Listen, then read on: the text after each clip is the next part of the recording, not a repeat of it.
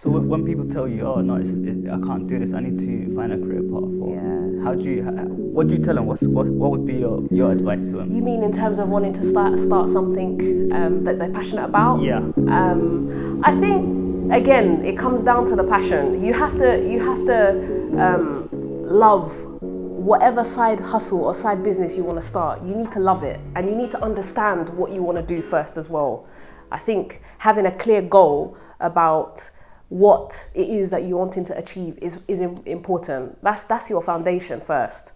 And once you have an idea, work hard at it. It takes time. And I think there's this preconception when you start a side business or you start a new business that money's going to come in quickly. It doesn't. In fact, it doesn't come. It takes time. It takes a long time. Yeah. It takes a long time. And I think people give up on genius ideas.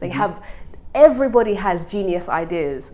But the only difference between the successful people that have gone on to do these businesses is that they haven't given up. That's all it is. There's no difference. So I think you have to, perseverance is key. Yeah. Yeah. Yeah. So perseverance. Yes. Your self-belief. Yes. And definitely patience. And patience. As well. Yeah. Is there what's that drive? What motivates you? Wow, that's a big question. I would say this is a funny one. What motivates me is striving for more. I'm my own worst critic, and I will never believe when people say to me, oh, like, how do you feel? You've done well, you're successful. What is success? For me, success, I'm not there yet. Not at all, and I don't think. Success. I'm probably the worst person to ask this question to, because I will never say I'm successful, and I think perceptions. People might see you as successful. You might not see yourself. It's not that I don't see myself as successful. I think I'm proud of what I've.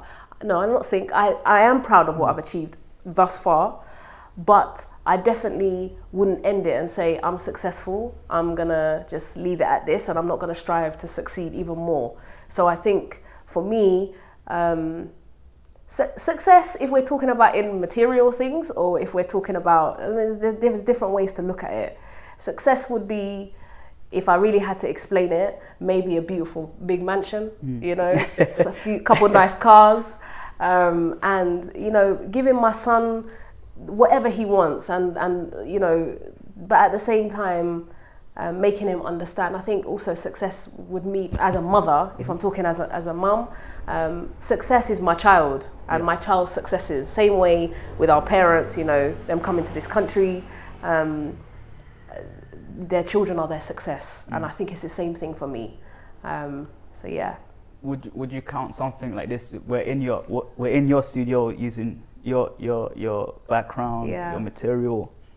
Would you say that's success in itself, that you've actually reached this stage 10 years in the game of interior design? Yes, definitely. I'll take that. I embrace that, and maybe sometimes I am too hard on myself, but I think that's what happens when you decide to become an entrepreneur and you start to your own business. I think if you get complacent, you have to be careful. So continuously striving is it's not going to stop for me. But yes, I also have to appreciate that there have been successes, and this is a success with my people doing an interview, having a chat like this, in the studio. Yes, it's a success for all of us. It's definitely a team effort.